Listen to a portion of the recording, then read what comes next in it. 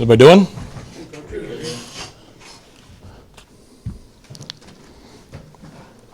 All right, kids have been really good the last couple of days.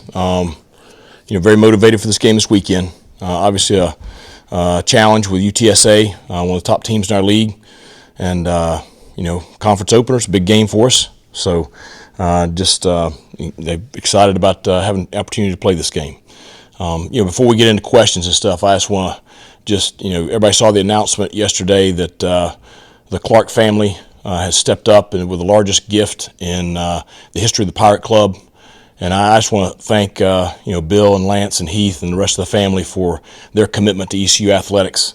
They've been instrumental and supportive ever since I've been here, and I'm sure they were long before that too. But their family has obviously done a lot to positively impact our student athletes.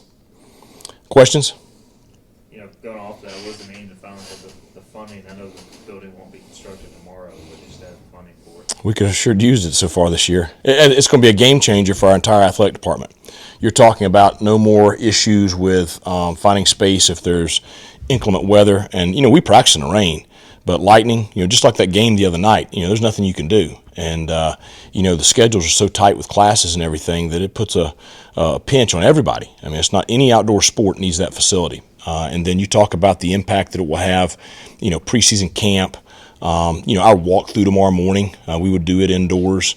Recovery. We'll be able to do a lot of stuff in the winter in it. Other teams will be able to use it. It's obviously going to be a huge recruiting piece.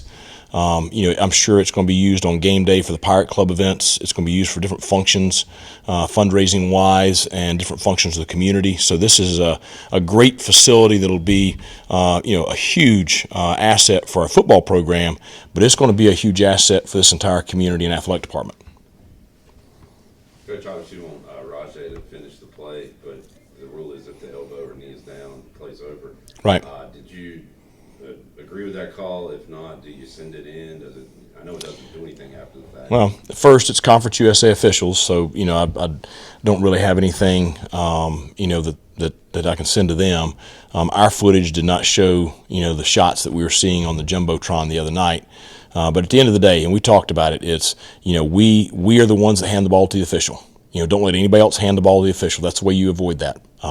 Nobody feels worse than Rajay does, and I promise you he's been on it this week because it means a lot to him that he be a guy that helps us win. And he never does anything to hurt us.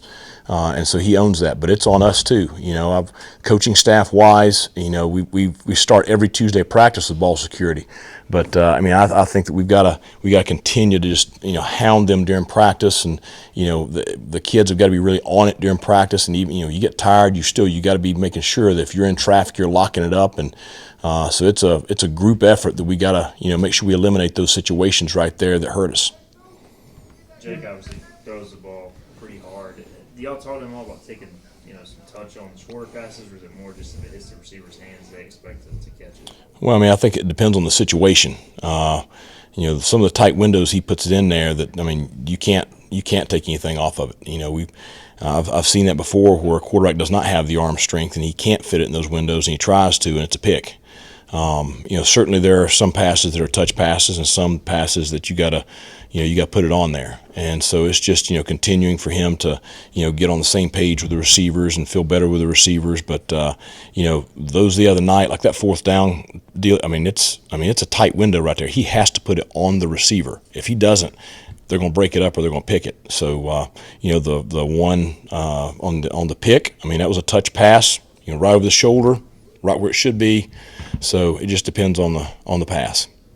UTSA hasn't really played a close game. It's a little tougher to study film when they've had blowout wins and blowout losses, and they look so different probably from weeks 1 and 4 to they did weeks 2 and 3.